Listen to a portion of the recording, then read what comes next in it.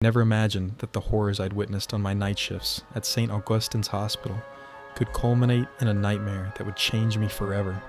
I'd always prided myself on being a rational, steady nurse, someone who kept calm amid chaos. But one particular shift shattered everything I believed in. It began on a dreary winter night. I was alone on duty in the small, understaffed ward of Intensive Care Unit 3 when the power flickered, plunging half the floor into intermittent darkness. The storm outside battered the windows, and the old building groaned under the weight of its history. I tried to reassure myself that it was just a faulty circuit in an aging hospital, nothing more. I was already on edge after a long, draining shift, and the howling wind only made the shadows seem more sinister. At exactly 1:17 a.m., I was checking on a patient, a middle-aged man admitted after a severe car accident, when I heard a low murmur coming from an empty corridor. I paused, heart pounding, and listened. It sounded like someone was softly chanting, words I couldn't decipher, carried on the wind of that oppressive silence. I shrugged it off as the building settling, but deep inside I felt something was off. Later, while charting in the dim light of my desk lamp, I received a call from a coworker, Lisa, who was on the other end of the floor.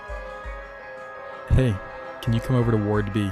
I'm hearing something weird near room 312. Her voice trembled, and I could hear the underlying panic. I assured her I'd be right there and hurried down the sterile corridor. When I reached room 312, the door was ajar. Inside, the room was unnervingly empty. No patient, no equipment. The bed was made, yet there was an icy chill in the air, as if something had just passed through. A single, dark smear on the white sheets made my skin crawl. I knocked softly. "Hello? Is anyone there?" but received only silence.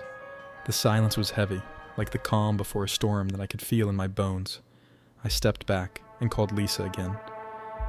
"Lisa, there's nothing in there. Just a stain. I'm coming back." Her reply was a strangled whisper. "Be careful. I think something's out here." I couldn't explain it, but every instinct screamed that something was terribly, inhumanly wrong with that room.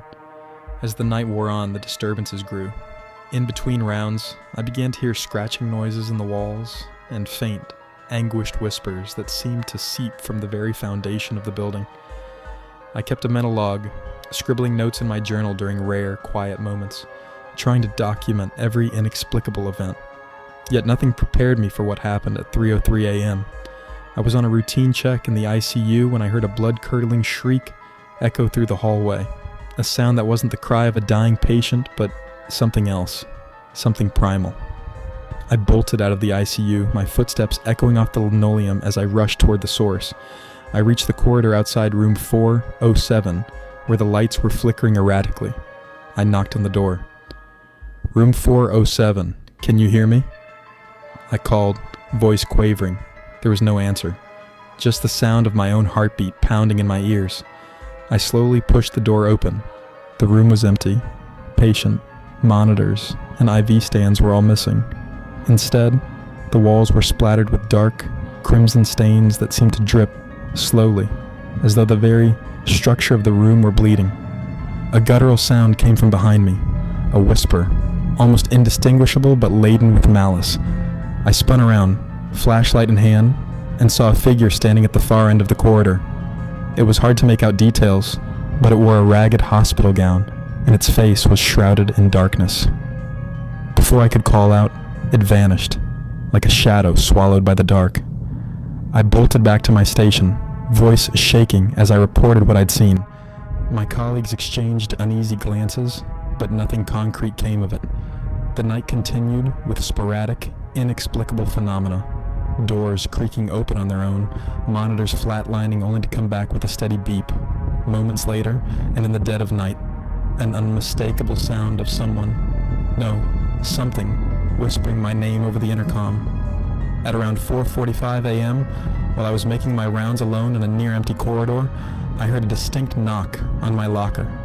I froze, glancing around. No one was there. I slowly approached, heart in my throat, and opened the locker. Inside, among my personal items, was a single, folded note. I unfolded it with trembling fingers. In shaky handwriting, it read, "You are not alone. Stay with us." I felt bile rise in my throat. I shoved the note back in, slamming the locker shut as if that could lock away the nightmare. Then came the worst part.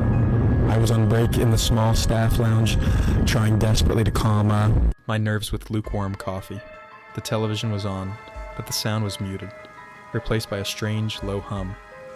I glanced at the clock, 5:12 a.m., and my phone suddenly rang. The caller ID said, "Night shift." I answered with a trembling, "Hello?" A distorted voice, barely audible, replied, "Get out now. They're coming." My blood ran cold. I fumbled with the phone, checking if it was a prank, but there was no other number, no voicemail, just that single, ominous message repeated twice before the line went dead. I spent the rest of the shift on high alert, every creak, every whisper, sending me into a state of panic. When my shift finally ended at 6:30 a.m., I practically bolted out of the building, not stopping until I reached my car in the parking lot.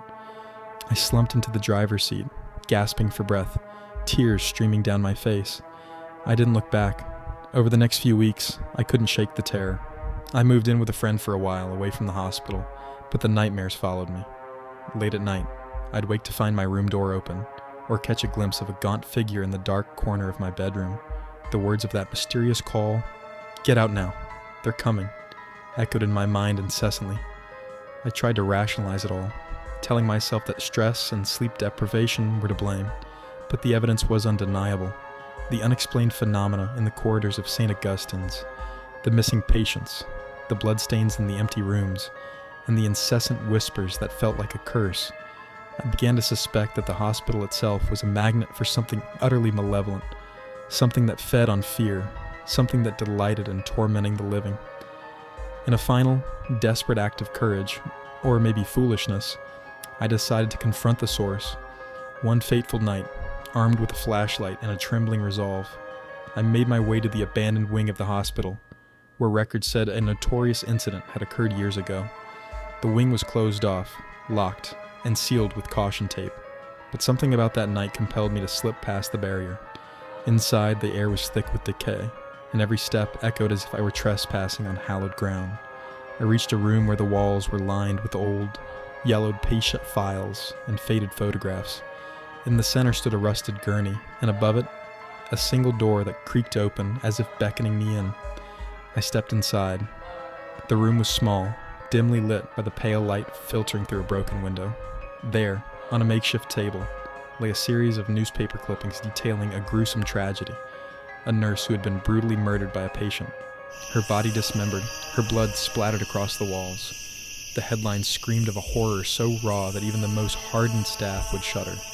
I recognized the name from whispers among older employees. The night caller. Before I could process it further, I heard footsteps behind me. I spun around, flashlight shaking violently in my grip. A figure loomed in the doorway. A spectral, gaunt silhouette with eyes that burned with the fury of hatred. "Who are you?" I managed to choke out, voice barely above a whisper. The figure's response was a guttural moan, followed by a whisper that seemed to echo directly in my mind. "Fucking get out." That was the first time I heard explicit language. A harsh, angry command that shattered any pretense of this being some benign spirit. I stumbled backward, heart racing, and bolted out of the room. I ran down the corridor until I reached the main hall, not stopping until I was safely outside in the cold night air. I've since left that hospital, my mind scarred by the unspeakable horrors I witnessed. I've tried to move on, but every time I close my eyes, I see those blood-stained corridors and hear that relentless, angry whisper. I've told my story to anyone who'll listen, but most dismiss it as the ramblings of a traumatized soul. If you ever find yourself working the night shift in an old hospital, if you ever hear unexplained voices, see figures that shouldn't be there, or receive a call that makes your blood run cold, please, for your own sanity, fucking get out. Some horrors are too real to ignore, and sometimes the uninvited never truly leave you.